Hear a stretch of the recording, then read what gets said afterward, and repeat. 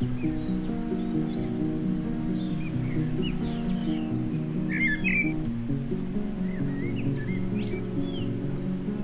wanted this house to feel informal, and they wanted their kids to be able to run from one end to the other. So they didn't want this standard traditional living room, traditional dining room sort of format.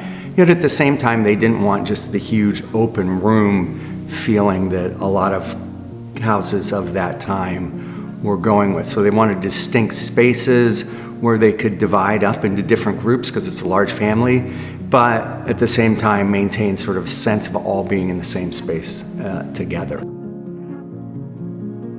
My name's Rick Potestio. I'm an architect and born and raised here in Portland, Oregon.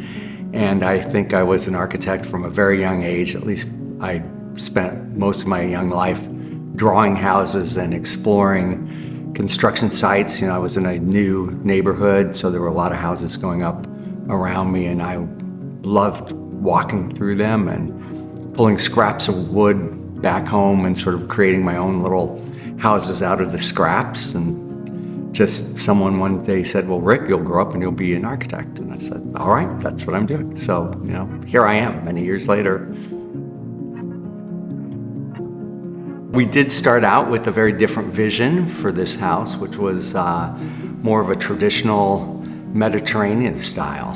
And over the course of designing the house along those lines, we really decided that, you know, a traditional house was really not suited to a young growing family, to this landscape, to you know, the culture that we live in. And so we decided to, you know, go with a much more inventive, some would say modernist aesthetic.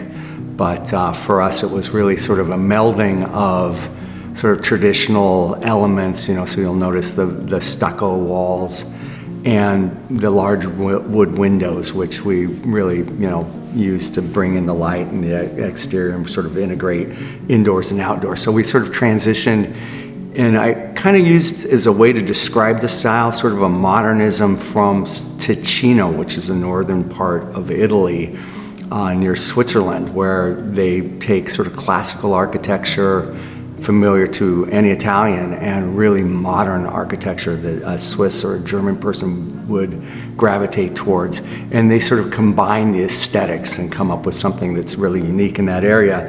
And that was sort of an inspiration. The architecture of that Ticino era was really an inspiration for this house. We brought in a phenomenal craftsman artisan to help us design this stair, and we came up with this sort of modified spiral that was in fact really quite a feat of engineering because it's self-supporting at the same time that it is making this very unusual sort of U-shaped curve. And we mocked the entire thing up as a full-scale model before we actually attempted to build it in real life. So when we came to the design of the primary bathroom, we came up with this scheme where the whole system floats.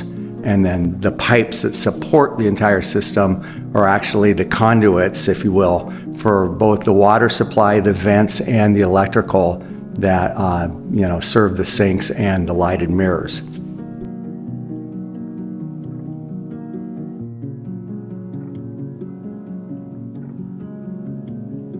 We came up with the idea of having a front courtyard, which is actually the sunniest spot on the site. And you know, the original intent was to put the house there, but then we realized that we should really enjoy that as an outdoor space. So we had the house frame that space, and then a large concrete wall along the street to give, you know, an additional sense of separation from the road.